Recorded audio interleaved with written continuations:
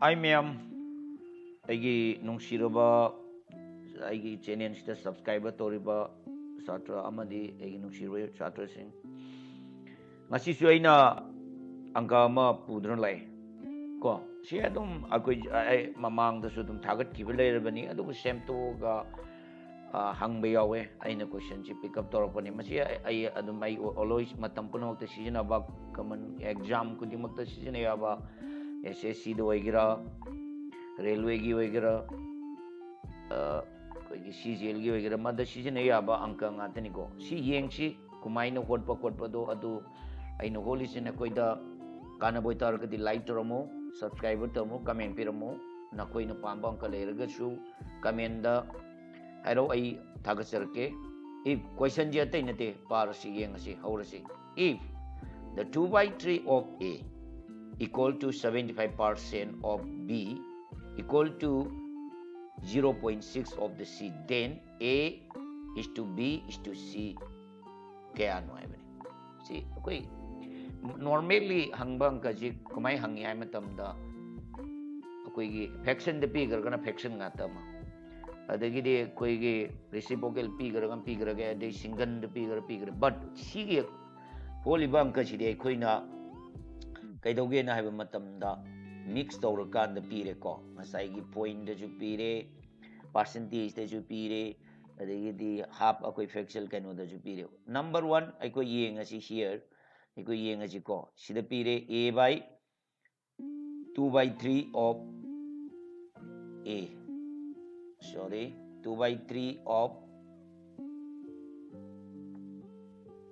okay ꯑꯩ ꯑꯃꯨꯛ ꯏꯒꯦ ꯑꯉꯥꯡꯁꯤꯡ ꯑꯩꯅ ꯏꯕꯗ ꯈꯔ ꯀꯩꯅꯣ ꯇꯧꯔꯦ See, let's see 2/3 of A layer. Sida ama layer. Second 75 sidi sadong trasu yare. Sigi mong da loina thamaje 2y mong da tana ba. Adu dana 75% of B. Hai baje koi na kumai ni E bagya bagye na hai ba matamda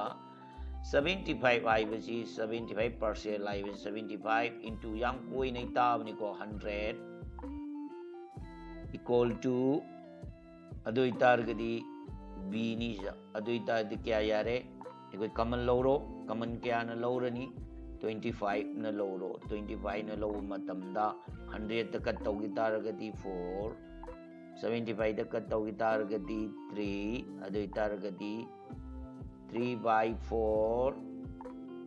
B ni EBR. Second, C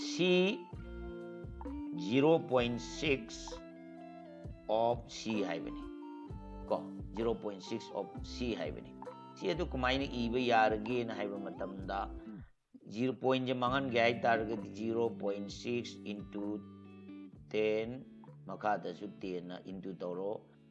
into C ni sa lay dosi. Adum thamdra su jai but ay na sum thambe wani adoi tardi si position are 6/10 C lay. C yore. C ji sumaina sadwe adoi targadi 75% of B gi mauta 3/4 B and the 0.6 of C means koi ni kumai thambe yare 6/10 adoi targadi kumai na tawbe yare hai targadi 2/3A equal to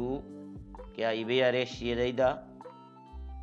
shiraida kya ni ibe yare ham tamda 3/4 B equal to 6/10 C C oita dinwe khangani khalaina aigi wakhanda adu itaragadi shiraida A puthoke na hai taragadi na koina A B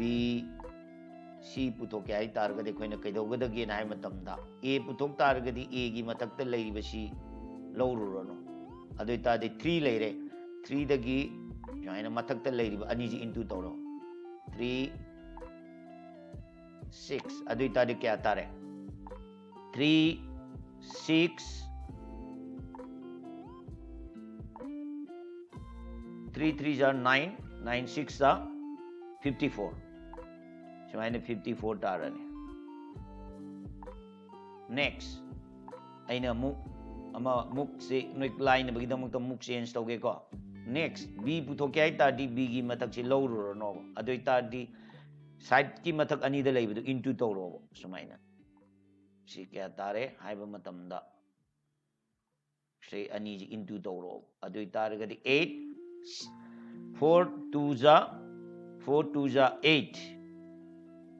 and 6 ka into tong tare ga di 48 48 later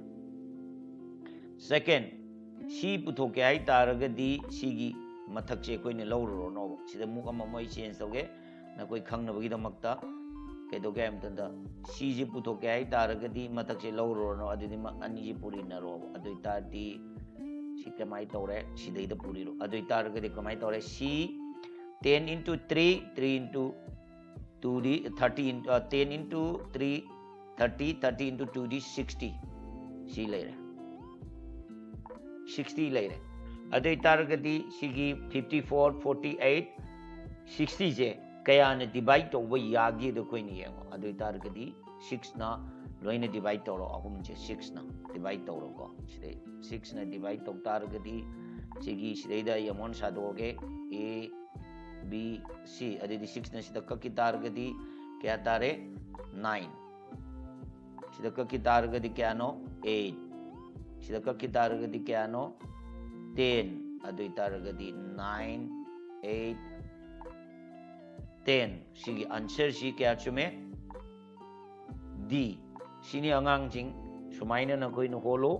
na koi ne yan ta da boy targadi comment ramu ai amun na kana torke